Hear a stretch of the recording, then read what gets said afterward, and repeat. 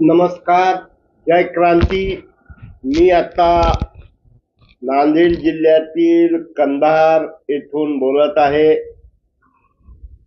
5 वेळा आमदार, 1 वेळा खासदार, ज्यांनी कंधार लोकसभाच विधानसभाच नाही तर महाराष्ट्रावर एक राज्य केलं.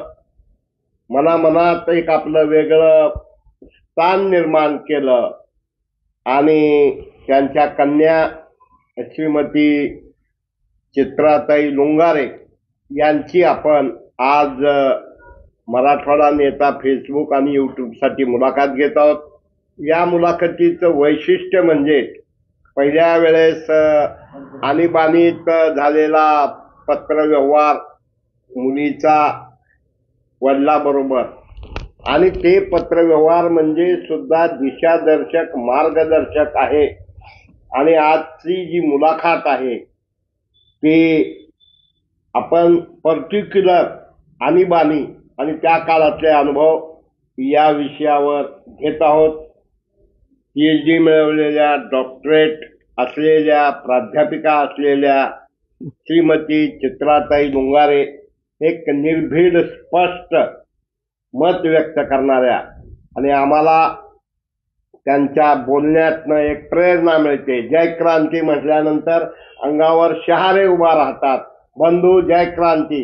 आणि आम्ही आमच्या बहिणीला, आमच्या आईला बोलतो असं वाटतं. आणि म्हणून मित्र हो, जे जे आपणाशी ठावे ते ते इतराशी सांगावे, शहाणे करुणी सोडावे सकळ जन, या भूमिकेतून आज आपण भेटत आहोत श्रीमती डॉक्टर चित्राताई लुंगारे यांना. ताई जय क्रांती. जय क्रांती. आपण आणीबाणी आणि मालक म्हणजे आपल्याकडं केशवरावजी धोंडगे आई मालक म्हणायची, म्हणून ताई पण त्यांना मालक म्हणायच्या. जसं मी माझ्या आईला भोजई म्हणायचं, कारण आत्या म्हणायच्या. तर आपण जाणून घेऊया की आणीबाणीचा काळ, काय अनुभव आले, चांगले वाईट, त्या काळात काय सांगत होते मालक. म्हणजे पुन्हा एकदा सांगतोय, मालक म्हणजे स्वर्गीय केशवरावजी धोंडगे, आणि आई म्हणजे माय म्हणजे आई. तर आपण आता लुंगारेताईच्या मुखातून ऐकूयात आणीबाणीच्या काही महत्वपूर्ण आठवणी. तर ताई, आपण श्रोत्यांना आपल्या आणीबाणीतील काही आठवणी सांगाव्यात अशी मी विनंती करतो. आणीबाणी मधला काळ आमचा सर्वांचा सत्व परीक्षेचा काळ होता. आणि त्यावेळी मी 6वीलाच होते मी त्यावेळी. आणि आम्हाला लक्षात येत नव्हतं की आणीबाणी म्हणजे नेमकं काय विषय आहे. पण ज्यावेळी माझे एक एक करता काका, पोलीसची गाडी यायची आणि आज राजेराव काका आंबटवाड यांना नेलं, उद्या गुरुनाथराव कुरुडेंना नेलं, असं एक एक करता बाबूराव पुलकुंडवारांना नेलं, बापूरावजी वाडीकरांना नेलं, रामरावजी पेटकर साहेबांना नेलं, केरबा पाटील पेटकरांना नेलं. म्हणजे असे एक एक माझे काका जात होते. आणि नंतर कळालं की आणीबाणी म्हणजे आपल्याला लिहायला स्वातंत्र्य, बोलण्याला स्वातंत्र्य, दरबार अशा पद्धतीनं आणीबाणीला विरोध. म्हणजे प्रत्येक पेपर एखादा प्रकाशित झाला तर तो सुद्धा चाळून व्हायचा. त्यानंतर इंदिरा गांधी बद्दल कोणी बोलायचं नाही किंवा त्याला विरोधच अजिबात करायचा नाही, हे नंतर आम्हाला समजलं. पण सुरुवातीला असं वाटलं की आणीबाणी म्हणजे काय, एक एक माझे काका हे लोक घेऊन चाललेत, हीच आणीबाणी आहे का असं वाटलं. पण नंतर हळूहळू समजायला लागलं बालबुद्धीला की आपण, आपले वडील, आपले काका, आपल्या तालुक्यातले लोक आणीबाणीला विरोध करतात, इंदिरा गांधींना विरोध करतात पर्यायानं, म्हणून हे लोक जेलमध्ये घेऊन जातात.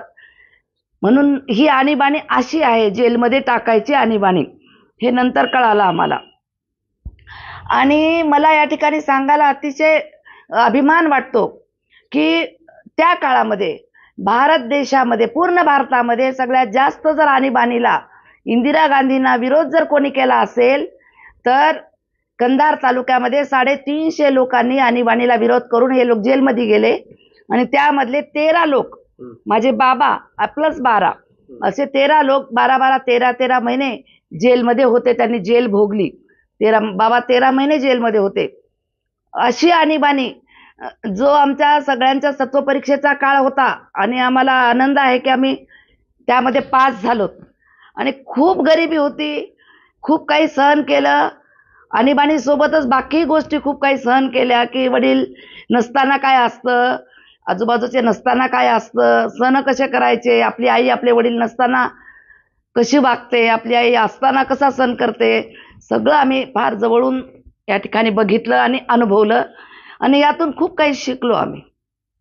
जेव्हा मालक म्हणजे बाबा की जेव्हा त्यांना पहिल्यांदा अटक करण्यासाठी आले आणि त्यांना पोलीस म्हणजे जेलमध्ये घेऊन गेले, तर त्यावेळेस घरचं वातावरण एक कशा प्रकारचं बनलं किंवा तुम्हाला त्या लहान वयात काय वाटत होतं? माझ्या अगोदरचे 5-6 काका गेले जेलमध्ये.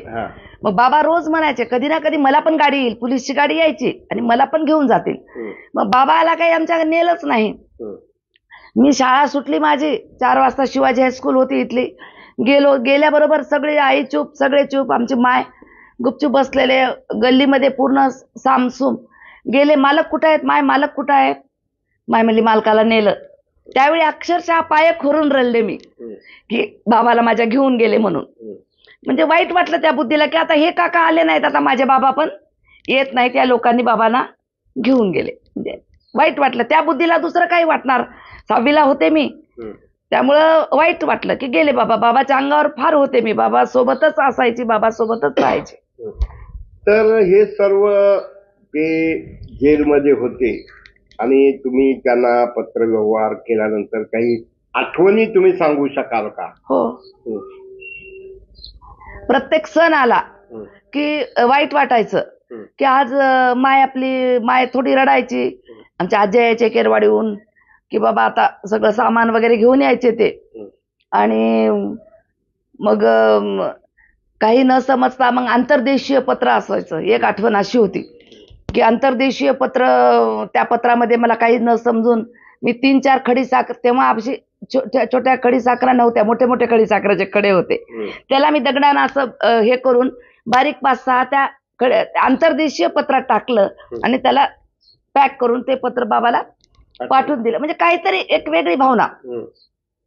मग बाबाचं पत्र आलं त्याला की या गंधाली पुस्तकामध्ये आहे ते की माझी खडी साखर, माझी चितर, माझं पिल्लू, माझी वाघीण, तुझं खडी साखर ठेवलेलं पत्र मला पोचलं आणि मला ते 3 रुपये देऊन मला ते सोडून घ्यावं लागलं. आणि तुझ्या प्रत्येक शब्दामध्ये खडी साखर पेरलेली होती. तुझं पत्र म्हणजे खडी साखर कारखाना होता. जेलर काकांना सुद्धा तुझं पत्र खूप आवडलं. त्यांना सुद्धा तू आठवणीनं जयक्रांती लिहितेस. तुला माझी आठवण येत आहे, तुला करमत नाही. पण चितर, संध्याकाळ झाल्यानंतर सकाळ होतेच, तसं ही आणीबाणी सुद्धा संपून जाईल, असं बाबानं मला त्यावेळी उत्तर पाठवलं. आता हे सर्व पत्रव्यवहार होत असताना त्या काळातले आता मालक म्हणजे धोंडगे साहेब हे प्रमुख या भागातले एक नेते होते आणि त्यांचं काम म्हणजे आजच्या नेत्यासारखं नव्हतं, रूटचे कार्यकर्ते. आणि त्यामुळं भारतात सगळ्यात जास्त स्थानबद्ध झालेली मंडळी ही कंधार तालुक्यातली होती. मग आपल्याला त्या काळात इथले गावातले बाबांचे कार्यकर्ते, मालकांचे कार्यकर्ते हे कधी यायचे का, किंवा कधी रडून कधी काही विचारायचे का, काही बोलायचे का, आणि काय वाटायचं तुम्हाला त्यावेळा? सोमवार बाजार असायचा इथं कंधारला आणि आजूबाजूचे जंगमवाडी, घोडज, हे बाळंतवाडी, इकडच्या ज्या वाड्या आहेत सगळ्या, हे आपल्या मनाडीकडून इकडूनच यायचे असे. तर येता येता भेटायचे सगळ्यांना आमच्या वाड्यामध्ये येऊन इथं घरा की केशवरावचं काही पत्र आलं का. त्यावेळी हे प्रसार माध्यम, हे मीडिया नव्हताच त्यावेळी. तर काही पत्र आले का साहेबाचं, आम्ही साहेबाची खूप आठवण करतो, कधी येणार आहेत माय मग. म्हणजे अशा पद्धतीनं गावाकडचे लोक, मतदारसंघातील लोक बाबांची येऊन आस्थेनं चौकशी करायची. लमान्या याड्या आपल्या येऊन म्हणायच्या माय केशव कधी येणार आहे, असं करायचं आम्हाला, तू कशी राहतेस. त्याच्यानंतर सोमवारी आम्हाला केळी घेऊन यायच्या लमानी याड्या बायका, आणि त्या आम्हाला केळी खाऊ घालायच्या आणि म्हणायच्या आमचा केशव कधी येणार आहे, माय केशव कधी येणार आहे. कसं इंदिरा गांधीचं काय वाटोळं केलं होतं तर केशवला जेलमध्ये टाकलं, अशी चर्चा व्हायची त्या काळामध्ये. तर ताई, साहेबांचं मालकांचं आक्रमक भाषण असायचं, लोकाला प्रक्षोभक वाटायचं, पण ते अंतःकरणापासनं प्रामाणिकपणे ते बोलायचे. त्यांनी आपल्या भाषणातून अनुभव कथन करायचे. त्यामुळं त्यावेळेसचे नेते मंडळी वगैरे नाराज होणार, आपल्याला काय कोणाचं नाव घ्यायचं नाही. आणि त्या काळातच मला वाटतं गृह डिपार्टमेंट हे काय आपल्या जिल्ह्याला होतं. मग दुसरेही काही वेगवेगळे नेते त्या काळातले मराठवाड्यातले वगैरे होते. मग ह्यांचा मग कंधारमध्येही त्यांचे काही वेगवेगळ्या अनुयायाकडनं काही त्रास किंवा काही प्रॉब्लेम क्रिएट करायचे काही प्रयत्न व्हायचे का? आम्हाला इथं कौटुंबिक किंवा आम्हाला इथं कंधारमध्ये आमच्या फॅमिलीला किंवा जी जेलमध्ये गेले त्यांना काही प्रॉब्लेम झाला नाही, किंवा आमच्या लोकांची साखळीच एवढी मोठी होती प्रेम की आम्हाला ते जाणवलं नाही. पण जेलमध्ये बाबांना हा त्रास झाला. नाशिक जेलला होते बाबा, त्यावेळी असं काही राजकारण झालं की त्यांना तिथून नांदेडमध्ये आणायचं, म्हणजे जेणेकरून नांदेडला थोडा त्रास होईल. पण तसं काही झालं नाही. उलट बाबा नांदेडमध्ये सुद्धा अत्यंत स्वाभिमानानं नाशिकच्या जेलमध्ये सुद्धा त्यांनी आपली टीम तयार केली. तिथं बाबांना काही दिवस जे दरोडे टाकतात, खून करतात अशा लोकांच्या ठिकाणी ठेवलेलं होतं बाबांना. त्यावेळी मग बाबांनी अन्न त्याग सत्याग्रह केला की आम्ही काही चोरी करून आलेलो नाही, मी काय कुठं दरोडा टाकला नाही, मी माझ्या मायबाप जनता जनार्दनाची सेवा केलो. आणि यामुळं मला ह्या दरोडेखोरांच्या चोरांच्या रूममध्ये काय खोलीमध्ये काय जे काय असेल ते तिथं टाकलं. त्यामुळे बाबांनी 3-4 दिवस अन्नत्याग केला, उपोषण केलं. आणि नंतर मग बाबांना राजकीय कैद्याचा दर्जा दिला. बाबा म्हणले माझ्या एकट्याला नाही, माझ्या सोबतचे जेवढे आहेत, मग मराठवाड्यातले जेवढे होते तेवढे नाशिकच्या जेलमध्ये जेवढे मराठवाड्यातले होते तेवढ्यांना मग राजकीय कैदी म्हणून त्यांना दर्जा मिळाला. आणि मग मात्र त्यांना रोज सकाळी दूध, बटर, नॉनव्हेज खाणाऱ्याला अंडी, पुन्हा चिकन वगैरे असं, बाबांना तूप, म्हणजे जे व्हेज आहेत त्यांना असं चांगल्या पद्धतीचं जेवण वगैरे द्यायला. म्हणजे सांगण्याचा अर्थ असा की तिथं सुद्धा बाबांना संघर्ष करावा लागला. तर हे सर्व होत असताना की मालकांना अगोदर आणीबाणीच्या काही दिवस अगोदर की असं ऐकवत आहे, कोणतरी एक डाकू आपल्या भागातला, गंगाखेड भागातला कोणतरी एक होता आणि त्याला मालकांच्या म्हणजे धोंडगे साहेबांच्या मर्डरची, खुनाची सुपारी दिली होती. तर याबद्दल कधी काही मालकाचं तुमचं बोलणं झालं का? तो आमच्या आयुष्यातील एक अविभाज्य भाग आहे तो. कारण आज जर मालकाचं जर काही झालं असतं समजा, तर माझ्यामुळं बाबा वाचले.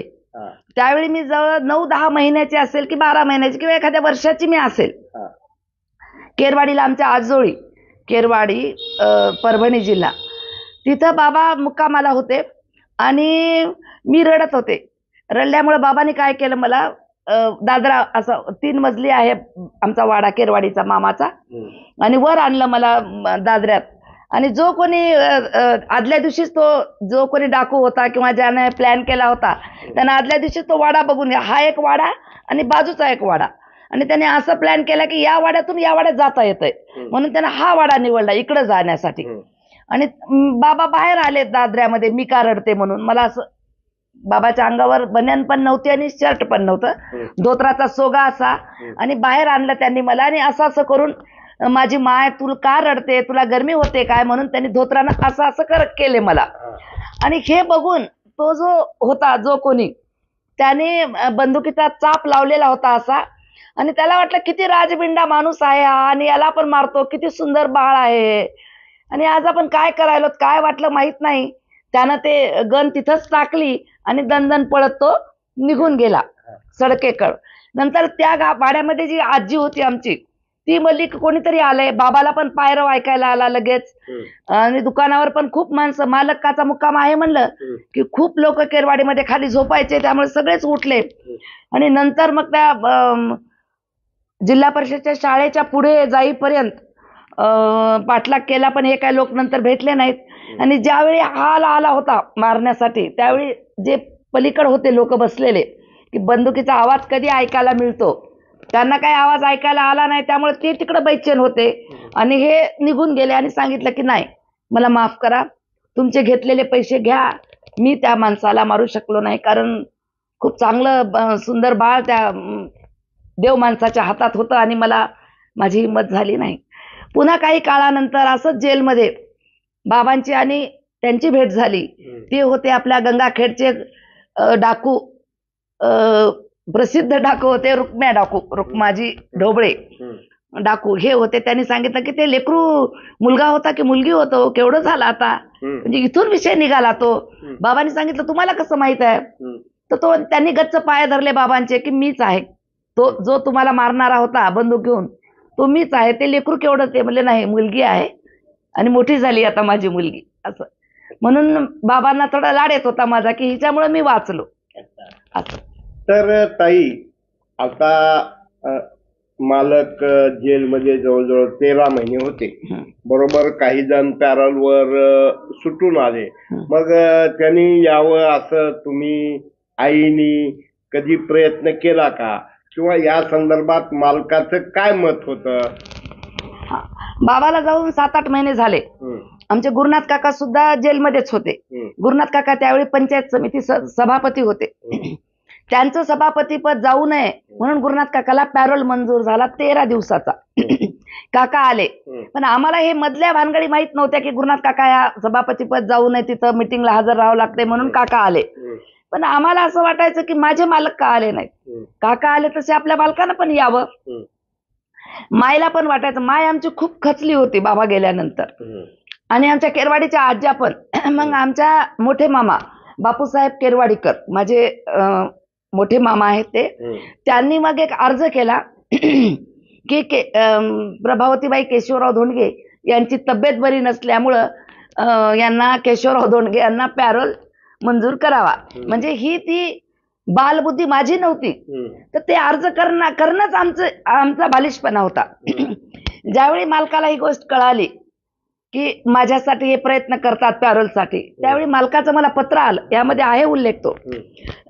त्या पत्रात असं लिहिलंय की चितर गुरुनाथ काकाचं सभापतीपद जाऊ नये म्हणून ते पॅरोलवर आले, पॅरोलवर सुटले, पण तुझ्या मालकाचं या केशवची आमदारकी कोणीही हिरावून घेऊ शकत नाही, फक्त जनता जनार्दनाशिवाय. या ज्या जनतेनं मला या विधानसभेत पाठवलं, त्या जनतेलाच मला काढून टाकायचा अधिकार आहे. त्यामुळं तुम्ही माझ्यासाठी कुठेही पॅरोलसाठी अर्ज करू नका. आम्ही स्वाभिमानानं इकडं जेल भोगतो आणि तुम्ही तिकडे कोणालाही अर्ज करणं मला काही पटणारं नाही. म्हणजे बाबांनी आम्हाला खडे बोल त्यावेळी सुनावले होते, आमच्या मामाला, आज्याला आणि आम्हाला, की यापुढं कोणालाही तुम्ही आमच्या सुटकेसाठी प्रयत्न करू नका. ही आमची थोडीशी, की माझी म्हणायच्या ऐवजी आमच्या मामाची वगैरे ही चूक होती. आणि एक प्रकारचं ते प्रेम पण होतं, त्यांना पण वाटत होतं की यावं बाबाने घरी, अशा पद्धतीने. तुम्ही मालकांना जेलमध्ये भेटायला गेला होतात का? किती वेळ तुमचं बोलणं आणि काय बोलणं झालं? काही सांगण्यासारखं काही वाटतंय का? काय झालं, अनुभव काय आहे ते लोकांना सांगावे. मी नाशिक रोड सेंट्रल जेलमध्ये असताना मालकाला भेटायला गेले होते. बाबाला जाऊन तेव्हा 6-7 महिने झाले होते, मला घेऊन गेले होते. संभाजी केंद्रे काका सुद्धा माझे जेलमध्ये होते. त्यांचे भाऊ होते केंद्रे काका, मी आणि वैजनाथरावजी कुरुडे, म्हणजे गुरुनाथराव कुरुडेचे भाऊ. आम्ही एवढे जण रेल्वेनं नाशिक रोड सेंट्रल जेलला बाबाला भेटायला गेलो. तर मला ते पाकिजा ड्रेस घातलेला होता लाल रंगाचा, की बाबाला लाल रंग आवडते, लाल बावटा आपला, म्हणून मी पाकिजा ड्रेस, पॅन्ट आणि शर्ट ते घालून गेले होते. मी असे बसले, तो जवळजवळ 1-1.5 तास आम्हाला वेळ दिला होता. तर मला दुसरं काही समजतच नव्हतं, मी फक्त रडत होते आणि की आता तुम्ही माझ्यासोबत चला असं. म्हणजे तिथून एकटं यायचं म्हणजे असं नकोच वाटायचं.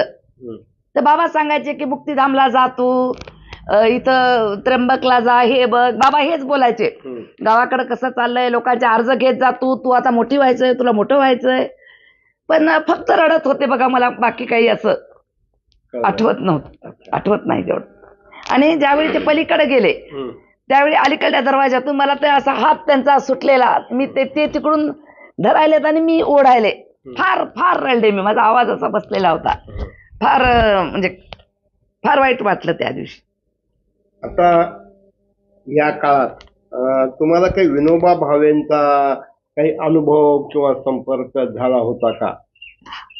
हा, त्यावेळी विनोबा भावे म्हणजे खूप मोठं प्रस्थ होतं, देशातलंच खूप मोठं प्रस्थ होतं.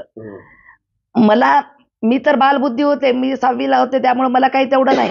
पण बाकी जे समीक्षक होते, जे अभ्यासक होते मीडियाचे, म्हणजे ह्या आपल्या वर्तमान त्यांना वाटायचं की विनोबा भावेने कुठंतरी या आणीबाणीच्या विरोधामध्ये आवाज उठवावा. पण विनोबा भावेनं आवाज उठवण्याच्या ऐवजी मौन व्रत धारण केलेलं होतं. त्यांनी कितीतरी दिवसाचं, महिन्याचं मला नेमकं आठवत नाही, पण त्यांनी मौन व्रत नक्कीच धारण केलेलं होतं. ते कोणालाच बोलत नव्हते. तर आम्ही काय केलं होतं, मौन व्रत धारण केल्यामुळं आम्हाला समजलं पत्रात वाचून. तर मी काय केलं, मग ते विनोबा भावेंना पत्र पाठवलं. ते पत्र आज माझ्याकडे नाही, पण मी ते पत्र पाठवलं की तुम्ही खूप एवढे मोठे आहात, मग तुम्ही मौन व्रत का धारण करता? तुम्ही बोला आणीबाणीवर, आणि निष्पाप लोक जे लोकशाहीला विरोध करतात त्यांना तुम्ही सोडून घ्या किंवा त्याच्याबद्दल तुम्ही आवाज उठवा. तर बाबांना मी एकच ओळ लिहिली होती की मालक, मी विनोबा भावेंना पत्र पाठवलं आहे, पण मी काय पाठवलं हे लिहिलेलं नव्हतं. पण मी वास्तविक असं लिहिलेलं होतं की तुम्ही मौन व्रत सोडा आणि आमच्या या लोकांना जेलमध्ये जे टाकलेत विनाकारण, या लोकांना सपोर्ट करा, असं पत्र पाठवलं होतं. मग बाबांना एकच ओळ गेली की चित्राने विनोबा भावेंना पत्र पाठवलं. त्यावेळी बाबाचं मला पत्र याच्यात आहे, बाबाचं मला उत्तर आलं की चितर, माझ्या सुटकेसाठी तुम्ही कोणालाही पत्र पाठवू नका, उगीच गैरसमज होतो. तर मी बाबाला नंतर पत्र पाठवलं की मालक, विनोबा भावेंना मी पत्र पाठवलं होतं आणि त्यामध्ये असं लिहिलेलं होतं की तुम्ही आणीबाणीच्या विरोधात आवाज उठवा, असं नाही म्हणता आलं त्यावेळी मला, पण जेलमध्ये जे विनाकारण लोक गेलेत त्या लोकांना तुम्ही सपोर्ट करा, आणि आता बोलायची वेळ आहे तर तुम्ही मौन धारण करू नका, असं मी बाबांना पाठवलं. त्यावेळी बाबा एवढे खुश झाले आणि एवढं सुंदर पत्र लिहिलं त्यांनी की खरंच तू माझी मुलगी शोभतेस, अशा पद्धतीचं उत्तर मला बाबांनी पाठवलं. तर आणीबाणीच्या संदर्भात जेव्हा मालक आणि गावातील जवळजवळ 125-150 लोक जेलमध्ये होते, तर त्यावेळा तुम्ही आणि जे लोक जेलमध्ये आहेत त्यांचे कुटुंबीय इथं आणीबाणी विरोधात काही केलं का तुम्ही का त्या काळात? कुटुंबियानं म्हणजे आमच्या आईनं वगैरे ते काही नाही, पण 15 ऑगस्टच्या दिवशी 2 दिवस आम्ही बैचेन व्हायचो. कारण बाबा मालक मालक मालक सतत हे लोक, आमचे सगळ्या मैत्रिणी म्हणजे कोणाच तरी वडील गेलेलेच होते ना जेलमध्ये, तेच बोलणं चालायचं आमचं की मालक गेले जेलमध्ये, आपण आता कसं करायचंय. शंकरराव आंबटवाड, शंकर दादा वाडीकर, पुलकुंडवारच्या घरचे दोघं, रमा पुलकुंडवार, हे 4-5 मुलं, अनुसया पुलकुंडवार, त्याच्यानंतर अरुण कुरडे, अरुण काका कुरडे, दत्तू कुरडे, अविनाश कुरडे, मीना कुरडे, रेणुका कुरडे, सगळ्यांची नावं घेणं फार जरुरी आहे मला. शशिकांत जोगदंड होता आमच्यासोबत, त्याच्यानंतर लीलाताई आंबटवाड, भागीरथी आंबटवाड, छाया कुरडे, रेणुका कुरडे, ही सगळे कुरडे कंपनी आम्ही एकत्र बसलो आणि सांगितलं की आपण आता कसं करायचं. तर मग असं करूत का आपण की 15 ऑगस्टला आपण गुपचूप मोर्चा काढू.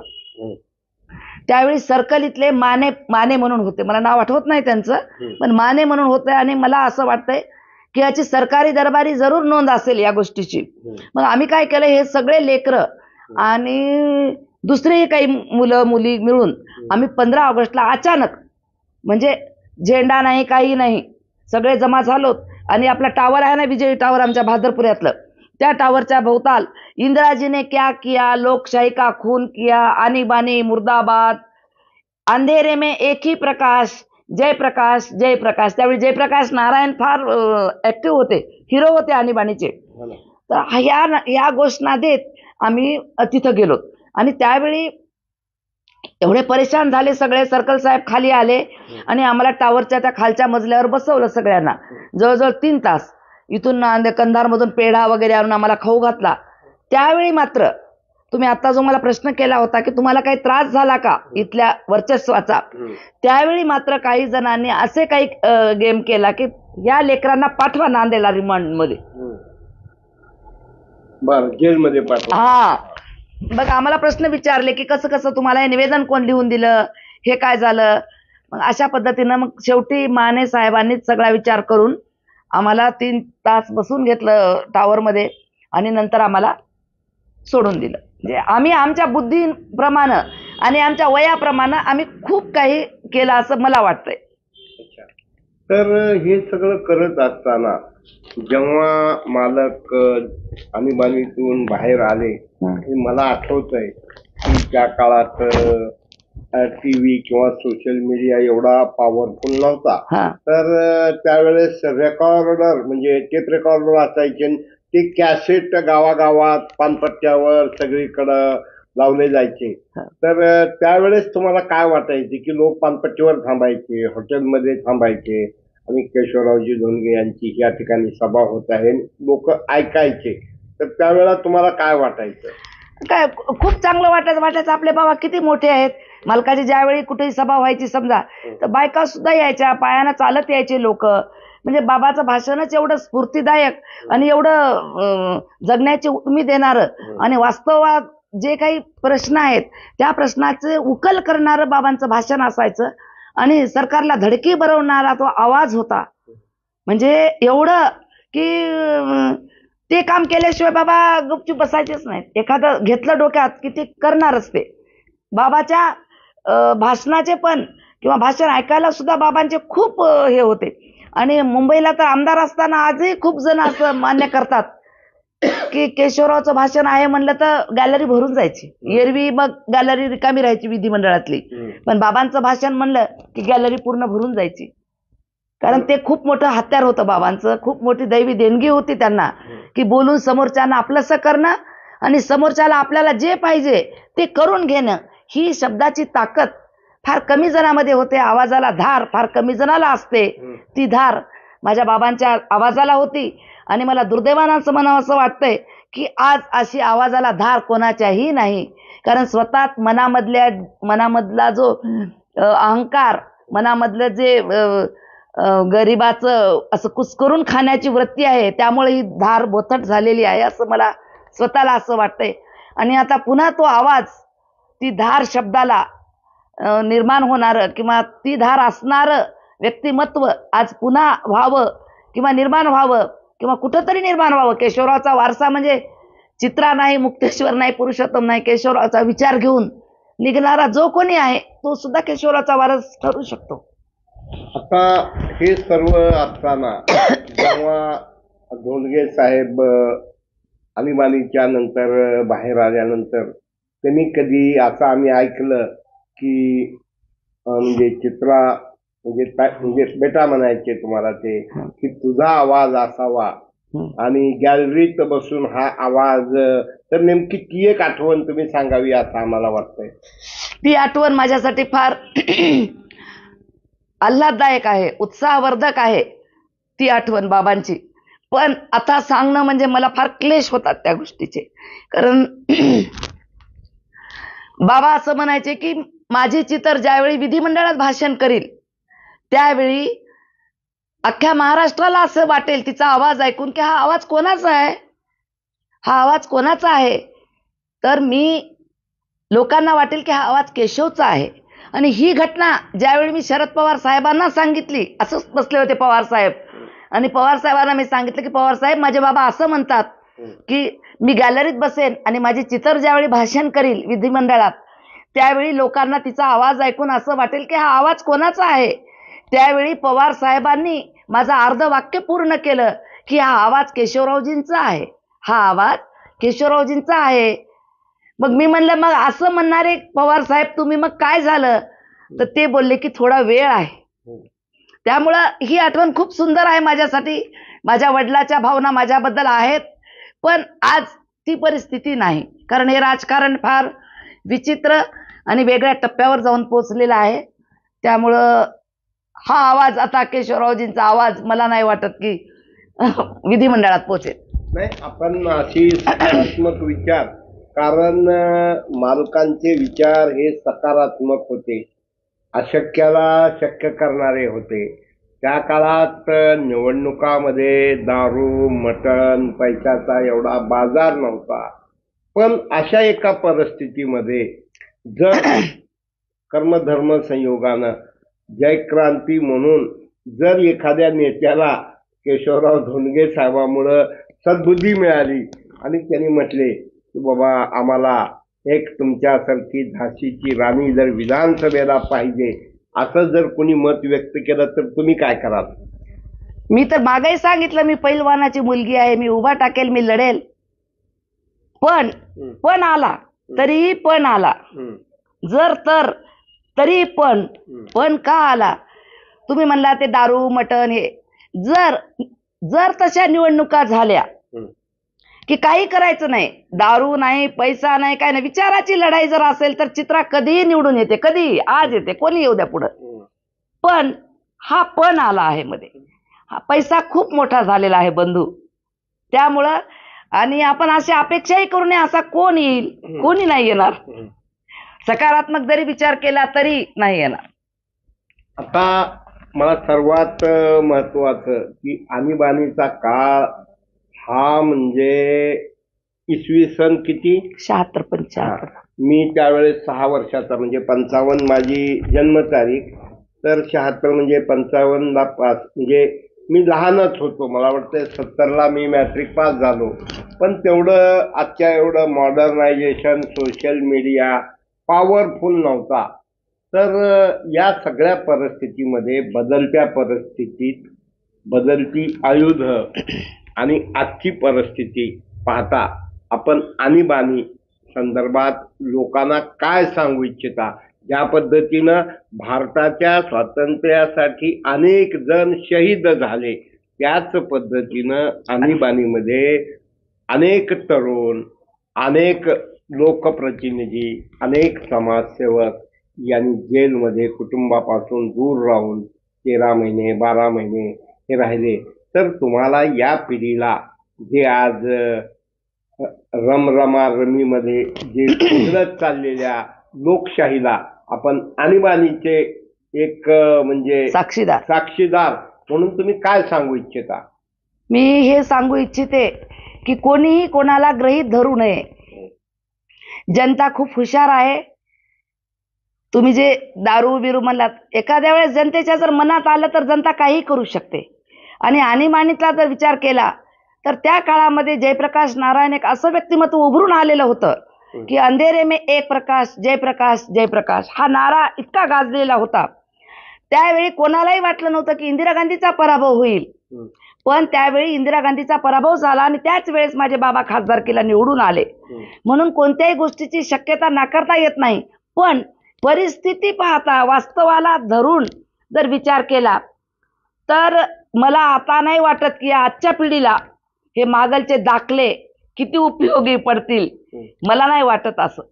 आता मालकाबरोबर चंद्रशेखर, जयप्रकाश नारायण, व्ही.पी. सिंग, मोहन धारिया अशा काही नेत्यांचा भेटण्याचा, बोलण्याचा काही योग आला का? आला.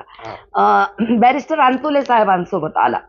ज्यावेळी मी बाबांसोबत गेले होते त्यावेळी पाऊस पडत होता थोडा. मला त्यांच्या घरी आम्हाला जेवायला बोलवलं होतं, बॅरिस्टर अंतुलेंच्या घरी. त्यावेळी आम्ही गेलो. मग अंतुले साहेबांच्या आई होत्या, इतक्या सुंदर म्हाताऱ्या. मी पाया पडले, मला जवळ घेतलं, मला ते चॉकलेट वगैरे काय दिलं खायला. आणि त्यावेळी अंतुले मला बोलले होते की केशवराव, ही मोठी झाल्यानंतर हिच्या प्रचाराला मी येईल, मी कोणत्याही पक्षात राहो, तुम्ही आम्ही त्यावेळी शेकापमध्ये होतो, मी येईल, जरूर येईल. तर तर मालक बोलले होते, अंतुले साहेब तुम्हाला काही गरज पडणार नाही, आमच्याकडे खूप मोठा दर्गा आहे, हा, तुम्ही दर्गाच्या पाया पडायला या आणि तिथंच सभा घ्या, हा. असा जोक बाबांनी त्यावेळी केला होता. हा. ती एक आठवण आहे मला. हं. आणि कालचं राजकारण, आणीबाणीच्या वेळेचं राजकारण, त्यानंतर झालेलं म्हणजे सत्ता परिवर्तन आणि आताची अवस्था, तर पर्टिक्युलर आणीबाणीचे चटके बसलेले कुटुंबियातले आपण, तर आपण लोकांना काय सांगू इच्छिता या मुलाखतीच्या माध्यमातून? मी लोकांना हेच सांगू इच्छिते, लोकांना म्हणजे सगळ्यांनाच, की सत्सग विवेक बुद्धी सर्वांनी जागृत ठेवावी आणि हा आंबा आहे तर आंबाच म्हणावं. खरं खोटं कोण काय काम करतंय, लोक एवढं हुशार झाले आज की चित्रा काय करते, तुम्ही काय करता, किंवा XYZ काय करते, ते सगळ्यांना माहिती होऊन गेलेलं आहे. त्यामुळं प्रत्येकानं आपलं चारित्र्य सांभाळून जर सगळ्या गोष्टी केल्या तर माझं म्हणणं कोणतीच गोष्ट जगामध्ये अवघड नाही, आपण ती करू शकतो. मित्र हो, श्रोते हो, आज आपण या ठिकाणी स्वर्गीय केशवरावजी धोंडगे, पुन्हा एकदा म्हणतो, 5 टर्म आमदार, 1 टर्म खासदार आणि त्यांच्या कन्या, त्या काळातले चटके, त्या काळातले अनुभव, जसं स्वातंत्र्याच्या वेळा शहीद झाले, बरेच जण फासावर लटकले, काही जण मेले, तर आणि दुसरी स्वातंत्र्याची लढाई म्हणजे आणीबाणी विरुद्धची. तर आपण अजून एक आठवण सांगा. की बाबा, मी प्रत्येक वेळेस पत्रात लिहायची बाबांना, मालक 2-3 पत्र असे पाठवायचे आणि नंतर लिहायचे, मालक तुम्ही कधी येणार, तुमची सुटका कधी होणार. तर मालकांना प्रत्येक वेळेस लिहायचं, आता 9 महिने झाले, आता येईल मी. मग 10 महिने झाले, 11 महिने झाले, पुन्हा तोच प्रश्न माझा, मालक तुम्ही कधी येतात. मालकाचं कधी कधी उत्तर की माय, शुक्राची चांदणी निघताना, झुंझुरक्याचं वारं सुटलं असताना अंधाराची भीती कशाला. त्यामुळं तुम्ही काळजी करू नका, काळ रात्र संपत आहे. तर मी मालकाला त्या बालबुद्धीनं पत्र पाठवलं. नंतर उत्तर, मालक तुम्ही असं खूप म्हणता, पण ही रात्र काही संपतच नाही मालक, किती वेळ ही रात्र चालली, उजडतच नाही. म्हणजे छोट्या बुद्धीला जे पटलं ते त्यावेळी लिहिलं बघा. ही एक आठवण फार मला आवडते. आणि मी प्रश्न केला, आणि माझे प्रत्येक पत्र आमचे जेलर साहेब वाचायचे. तसं तर त्यांना वाचावंच लागते, कारण आणीबाणीच होती, काय लिहितात काय नाही सगळं. तर प्रत्येक पत्राच्या शेवटी लिहायचं की जेलर काकांना सुद्धा मानाची कोटी कोटी जयक्रांती, तुमच्या सर्व सोबत असणाऱ्या कैद्यांना पण कोटी कोटी जयक्रांती, असं लिहायचं मी त्यावेळी. धन्यवाद ताई. आपण मराठवाडा नेता फेसबुक आणि हेच फेसबुक लाईव्ह 2 दिवसात आम्ही युट्यूबवर टाकणार आहोत. काळ रात्र होता होता काय उशक काळ झाली, या भूमिकेतनं आपण अशी अपेक्षा करूया की स्वातंत्र्य ब्रिटिशाचं, निजामाचं गेलं, आणीबाणीमध्येच पुन्हा लोक जागे झाले, एक जयप्रकाश अंधेरे में. तर आपण अशी अपेक्षा करूया की सकारात्मकतेनं नकारात्मकतेवर, सकारात्मकतेचा सूर्य आणि नकारात्मकतेचा अंधकार हा दूर करेल. आणि आपण बीजी शुद्ध असताना सुद्धा मला आपलं गंधाली हे पुस्तक पत्रव्यवहाराचं दिलं. मी आपला खूप आभारी आहे आणि आपल्याला निरोगी दीर्घायुष्य लाभो आणि मालकाच्या कल्पनेतील तो आवाज आम्हाला विधानसभेमध्ये मिळावा, अशी मी मालकाला देव म्हणून त्यांच्या चरणी प्रार्थना करतो आणि आपलं मनपूर्वक आभार मानतो. धन्यवाद. जय क्रांती. जय क्रांती.